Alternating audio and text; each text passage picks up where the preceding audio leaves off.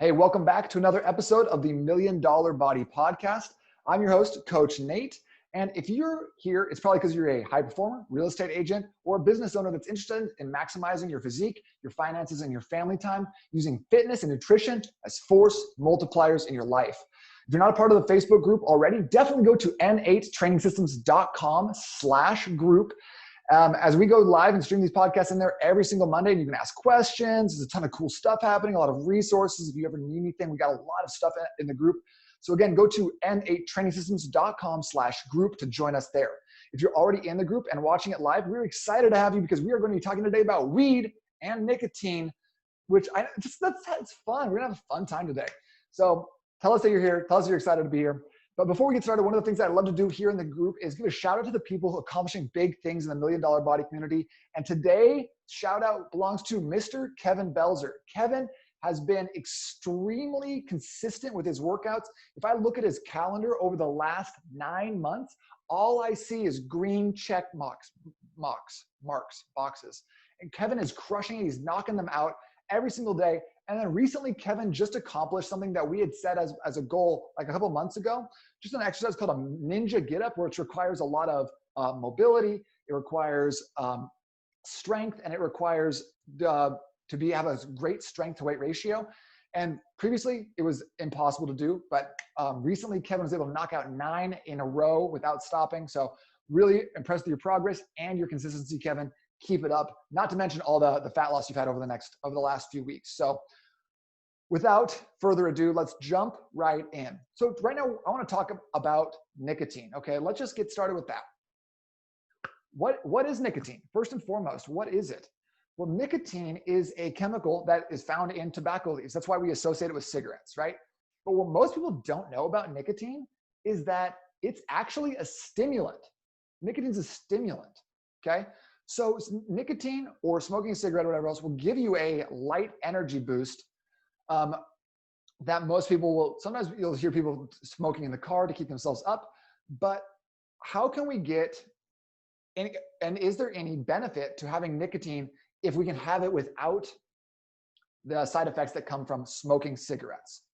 So dove in a little bit, I put together a little bit of research here, but first I want to share a story with you of a time when I was in my freshman year of college at Scottsdale Community College, and I was in math class and not living my best life. So I had tried to have a nicotine lozenge. I put a patch on my neck, which if you've ever smoked or like gone off smoking before and tried the patches, you know that they don't belong on your neck. That's not a good place for them.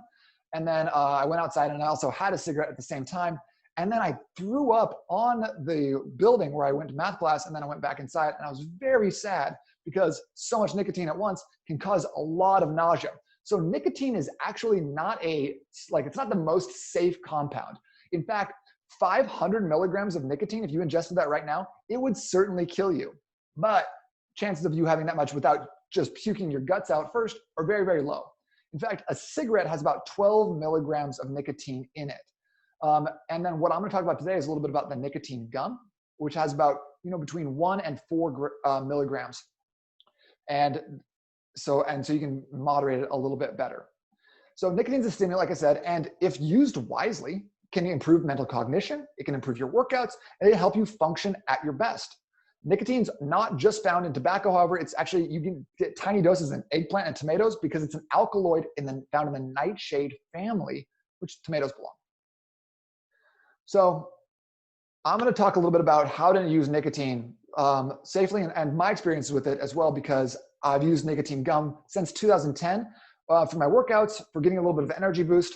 So I'll talk subjectively a little bit about my experience with it, okay? So I really like the light energy boost I get from the gum. I think that this is totally not scientific at all, but if having a coffee is going to take you from a 5 energy to a 9 energy out of 10, then nicotine gum will take you from a 5 to a 7. If you're someone who's not really affected by coffee at all, I don't know how nicotine would interact. I would love for you to try this out and let us know. If you're not someone who's very, very resistant to chemicals or needs double doses of sedatives to put them out when they go to surgery, then I would be curious to know what your experiences with this is like. So personally, I would take a piece of nicotine gum a 2 milligram piece, and I would chew it over the course of about 90 minutes. And of course, when I say chew it, I mean I would chew it a little bit and then tuck it into my cheek like a drug addicted squirrel and go about my business. So this is perfect because sometimes I just need a quick pick me up before a training session, before a presentation, before I sit down to write, or before I can teach a big group workout. So if you're a trainer, you're a salesperson, or you're someone else who lives and dies by how much energy you have, this can be an interesting opportunity for you to explore. In small doses, nicotine is actually shown to have significant cognitive enhancing effects on memory, attention, and fine motor skills. So take it before your next test. You're welcome. Potential downsides of nicotine though, they're for real. Nicotine's highly addictive. So if you struggle with quitting smoking, if you probably want to stay away from trying this out. I never felt any cravings, but I don't do it very often. But one of the things that I found is that nicotine consumed orally is much less addictive than nicotine consumed through your lungs with dip, or that's like into your bloodstream like via a patch. So the lozenges and the gum can be a great pick for this. If you're a non-smoker especially, I wouldn't try picking up a cigarette to get a little bit of a boost. I just don't think that's worth it. So maybe this is not for you, and that's fine. But there's a lesson to take away from this though. And that's that a lot of times we see that something that's been kind of off limits for us, or that we were told that it's bad, we're not supposed to have it, it's highly addictive. There's another side to that story. And maybe there's certain things that we shouldn't do, like walking into a street or touching a hot frying pan. Those things should be pretty much off limits because they've been proven. But a lot of dogma, a lot of stuff that we just learned because we learned it prior to a lot of research or people being able to talk without emotion about a certain subject, we can challenge those beliefs. We don't have to just buy every single thing. It's important to look at the research. We'll see what it says. And then personally, I think that I like to do little N1 experiments where I use my body as a laboratory and test out how things feel to me to see if it's a good fit, if it's enjoyable or whatever else. So I use this as a contrast because one time when I had just graduated from college, I was starting my first job at Fitness Works in Gilbert. And I loved caffeine. At the time, I was a caffeine maniac. I was going way too far with this. And if you know me at all, this is probably not a surprise to you. So one time I remember this specifically, I took 2 scoops of NO Explode, which is about 225 milligrams per scoop. And I dropped that into a red line, which is about 300 milligrams of caffeine. And I think I had like 700 milligrams of caffeine right before this one super easy workout. Like I just did like a 45-minute chest workout. And it might've been super easy because I had just ingested 715 milligrams of caffeine, which I think makes everything easy except for maybe like sitting still or being in traffic or like trying to meditate.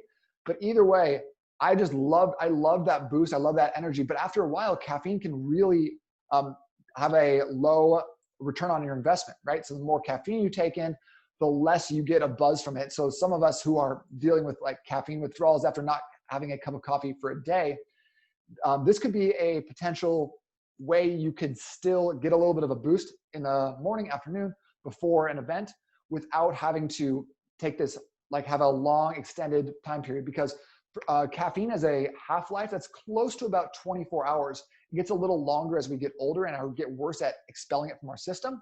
So for example, 18-year-old me, if I had a cup of coffee, a 200 milligram cup of coffee, that coffee would basically process out of my system in about 24 hours.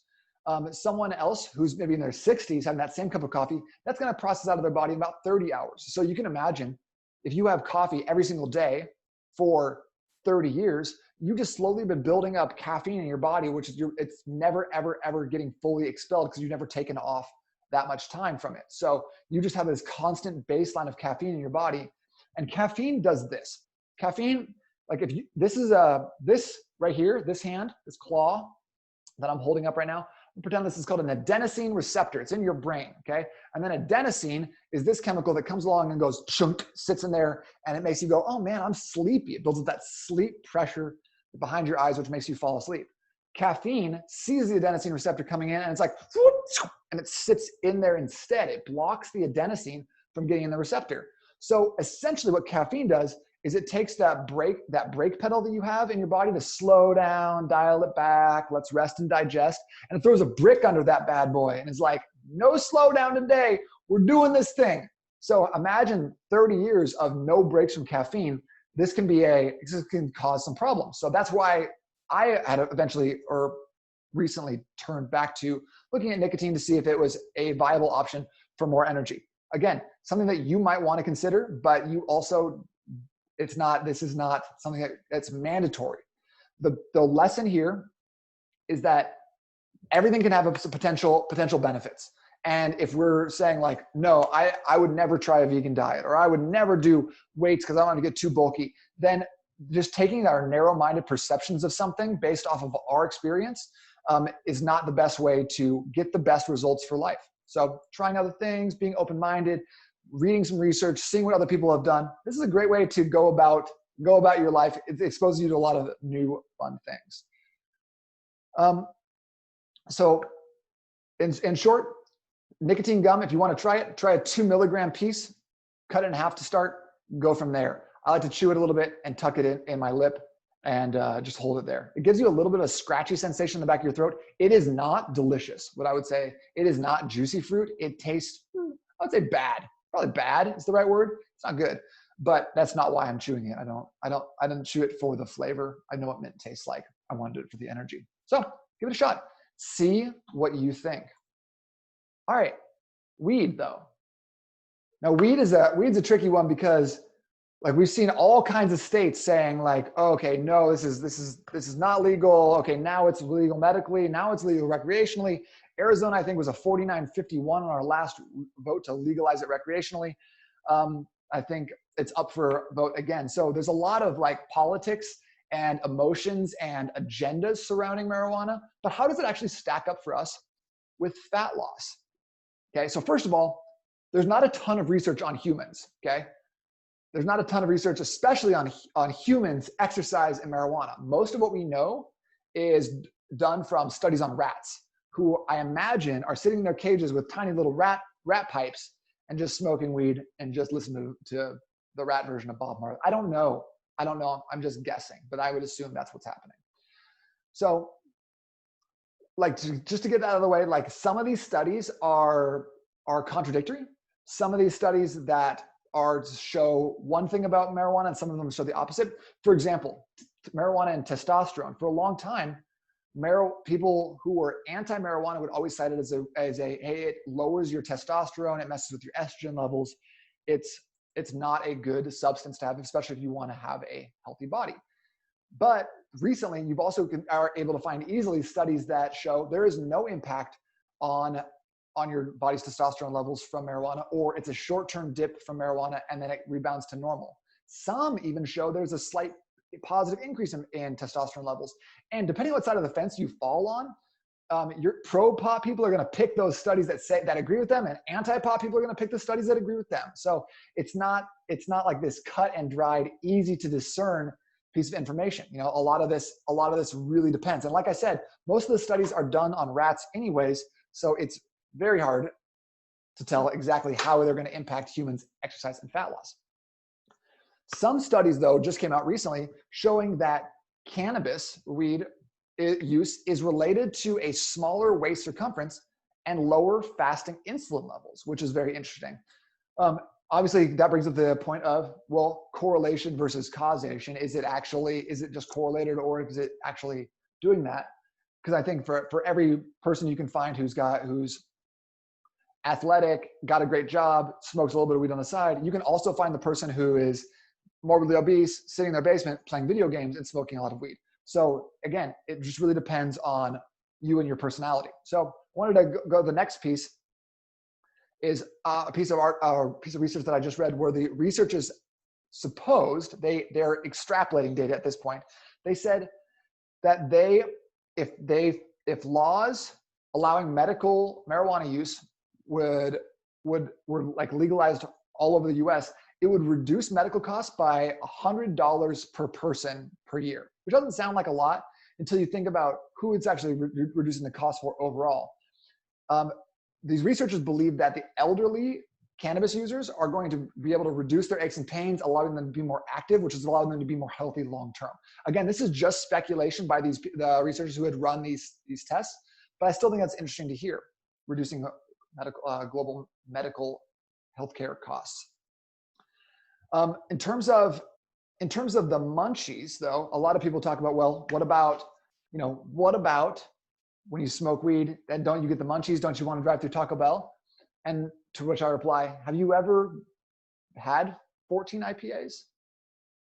I feel like there's a lot more bad choices made from a food perspective when you've been drinking than when you've been smoking.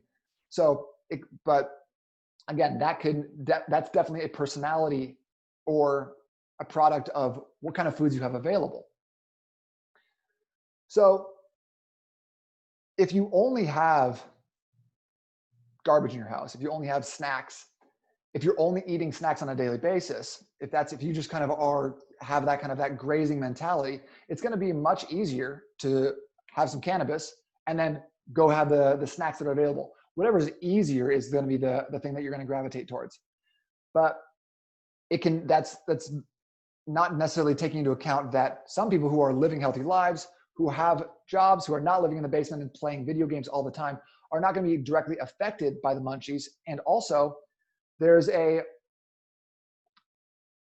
actually some studies that have been showing that marijuana use over time can boost metabolic rate and improve your carbohydrate metabolism. And statistically, in this study, it showed that regular users have lower rates of obesity. So again, it goes back to like our kind of a perception versus reality, right? The perception of marijuana users is that it's all video games, it's all Bob Marley, it's all poorly decorated rooms with big flags, and no work ever gets done, no fitnessing. So, but is that actually the case? Chronic use of marijuana has actually been shown in another study to decrease appetite over time when done in small doses. This is a rat study. When they made these rats vape the marijuana, they would definitely overeat in the short term, but it seemed like long term, it kind of cut down on their appetites, which is very interesting. I think another thing to keep in mind here, and something that I'm not knowledgeable enough to go super in depth on, is the different strains. The different strains have been shown to have different effects on your appetite, on your long-term health, on like what your activity level is like in the moment. So the two major strains of cannabis basically are indica and sativa. Indica has a lower level of THC, the thing that gets you high, and compared to CBD, which is the thing that your mom is now selling as an MLM. That's why sativa's often preferred by people who enjoy getting high. It has more brain effects, but there are also varying blends that combine indicas and sativas. You can find everything.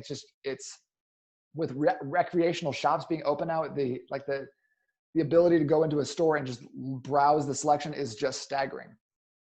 So one study actually that was looking at a high THC, low CBD, a medium THC and a medium CBD, and then a low THC, high CBD, it was found that the appetite stimulating effects were the lowest in the low THC, high CBD strains, which are going to be the indicas. Those are the ones that are typically going to make you sleepier, more relaxed, like you use it at the end of the day. So based on the research that I've done, what it seems like, what it comes down to is that if enjoyed in moderation, there's no reason why marijuana or weed is going to adversely affect your fat loss goals or put you in some sort of lowered hormonal state that's going to affect you going forward. This, of course, does not take into account someone who is waking up, smoking weed all throughout the day. I don't know enough about that, but I can only imagine that that person's not going to be getting the results that they want in any area of their life or most areas of their life. So again, that could be potentially a little bit judgmental, but I don't think that that's too far from the truth. The other thing that I had looked into a little bit was, what about weed while you're exercising or having that before you work out? And I don't know if anyone's ever tried that before, but the results came back also split, surprisingly enough. Some people, especially pro athletes and bodybuilders, have talked about smoking weed before they go to work out, or using it as a recovery tool to help them recover after a hard workout or hard training session. It is illegal in all the major sports, baseball, basketball, football, which is strange because it seems like more of a political thing than an actual performance enhancing thing. Because from the other side of the research says that there's no reason that weed wouldn't be anything beneficial for a training session. It's going to lower your reflexes. It's going to decrease your concentration. It's going to just decrease your ability to focus on the exercise and get done in an efficient way. So on one hand, it doesn't seem like a performance enhancing drug at all. On the other hand, an ultra marathoner had been quoted as saying, winning is all about managing your pain, staying relaxed, which weed does both of those things. So again, you can kind of see both sides. I've had some friends who have said that they love to go on a run or do a long-term endurance event after they smoked. But personally, I don't feel like that would be great for me, because I'd be 5 minutes in and be like, why have I been here for 14 hours already? It's so terrible. So basically what I'm saying here is that you can hear both sides. Nicotine and marijuana both have positives and negatives that people are espousing, really based on what they believe and not so much based on the research. So when it comes down to these things being totally off limits, just disgusting, get this out of my house, or like, oh my gosh, we smoke all the time, it's the best, we can't even think or function without being high. There's definitely a middle line that's going to eliminate the extremes of both sides and give you the ability to look at something without prejudging it based on your social or political beliefs, but actually taking the benefits from the thing, right? Taking the benefits from it and then putting it into your life, using whatever it is as a tool, rather than having it be having it be its own agenda. So if you have any questions at all about this, if you have any thoughts, I have a couple of different sources that I went through to check up on this, to do a little bit of research. So if you have any thoughts around nicotine gum, THC, CBD, weed, smoking, anything like that, please drop those in the comments. Drop that after this episode. I'd love to hear your thoughts, your experiences, what's worked for you in the past, what you be willing to try in the future, or just if you think that this is something that's not something you've ever even thought about before as potentially a performance enhancer. So thank you guys for checking this out. This has been an episode of the $1 Million Body Podcast. I'm not going to lie to you, I was a little bit nervous going live talking about this right now. I just feel like it's a divisive topic, but I wanted to dive into a little bit of the research of it. So hopefully that this was enlightening for you. If you haven't already, make sure to subscribe to the $1 Million Body Podcast on Spotify, on iTunes. Check it out. Let me know what you think. Drop a review. Recommend it to your mom. Call your mom right now. Tell her you love her. She probably needs it. And remember, guys, have a great week, and let's stay hard.